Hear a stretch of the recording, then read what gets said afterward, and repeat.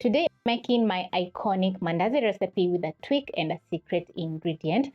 The mandazis turn out crispy on the outside, pillowy and soft on the inside, so it's going to be fun to make this homemade mandazi.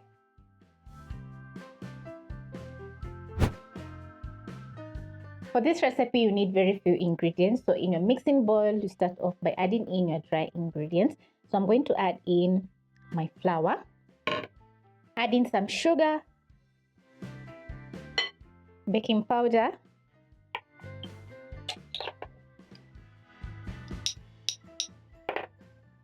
salt, and our key ingredient, which is poppy seeds. I'm going to add in 2 tablespoons. Using a whisk, I'm going to whisk in all the ingredients until fully combined. Then next you're going to be adding in margarine. So I have a tablespoon of margarine over here. You can also add in some softened butter. Then next you're going to go in with your hands and rub in the margarine into the dry ingredients. It's going to take around a minute. So the margarine is going to make the mandazi very fluffy.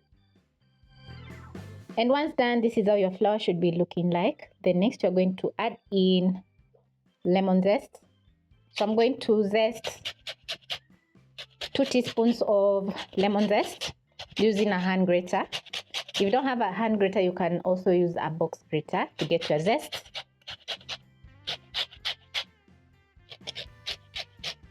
Make sure to get all the zest from the lemon, and once done, you're going to pick your next lemon and zest.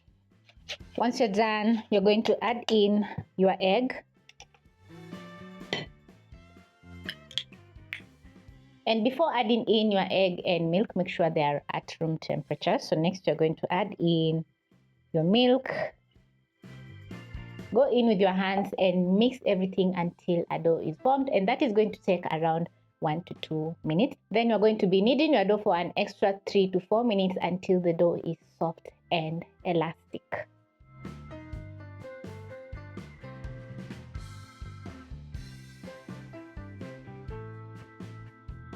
If you notice that your dough is very sticky, add in all-purpose flour as you knead your dough until the dough is soft and elastic. And if you notice that the dough is very dry, maybe you've added in lots of all-purpose flour, add in little bits of milk at a time. That is a tablespoon of milk at a time as you knead until you get the right dough.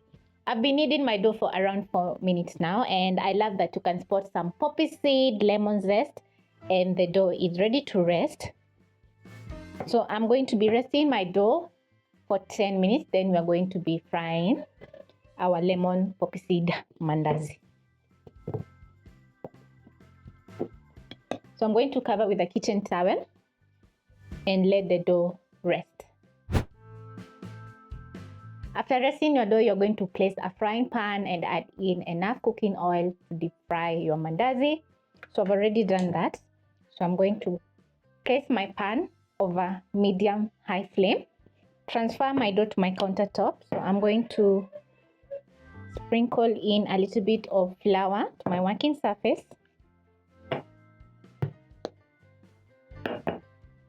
Then I'm going to be kneading my dough for another 1 minute. The trick to making soft mandazi is to make sure that your dough is soft.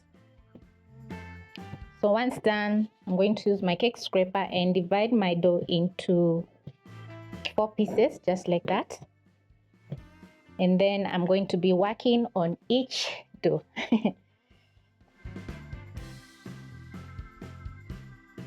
So I'm going to form a ball just like this. Make sure my dough is very smooth on top. Make sure all the sides are well dusted with flour, and using my rolling pin, I'm going to roll out my dough.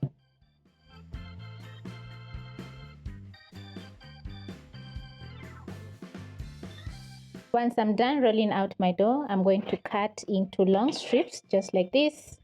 You can cut out your mandazis to any shape that you prefer. Today I'm going for square mandazis. check on my cooking oil by inserting a skewer. Once I notice bubbling, the oil is ready. When the oil is ready, you're going to carefully place in your cut out dough into the cooking oil, and the kitchen is smelling so good from the lemon zest and the mandazi frying. Be very careful when placing in your pieces of dough. Place on the side and let the dough slip into the cooking oil. This will ensure that the oil doesn't splash. Avoid overcrowding your mandazi, because once you overcrowd, the temperature of the oil is going to drop and you're going to get soggy mandazi, and you need crispy and very soft and tender mandazi. Use a skimmer and separate the mandazi so that they can puff up. Then you're going to cook for 1 minute. And as my mandazis are cooking, I'm going to be rolling out my next piece of dough very quickly. So I'm going to fold or tuck my dough in the bottom. Then I'm going to be rolling out using my rolling pin.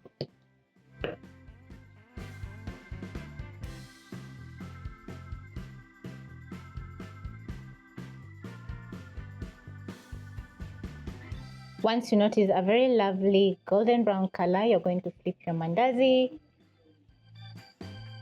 and let the other side cook for around 1 minute.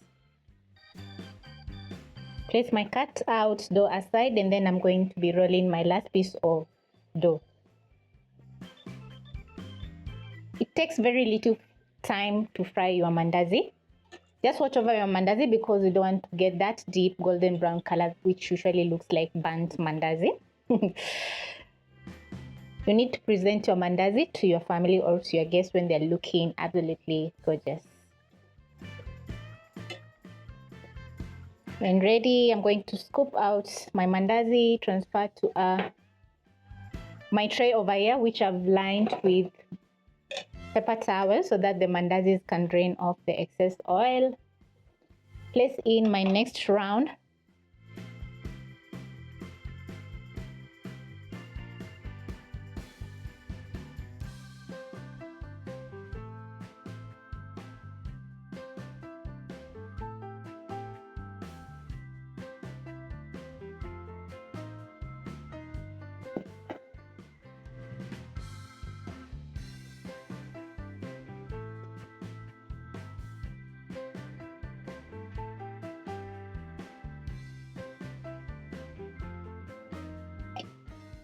When ready, scoop out.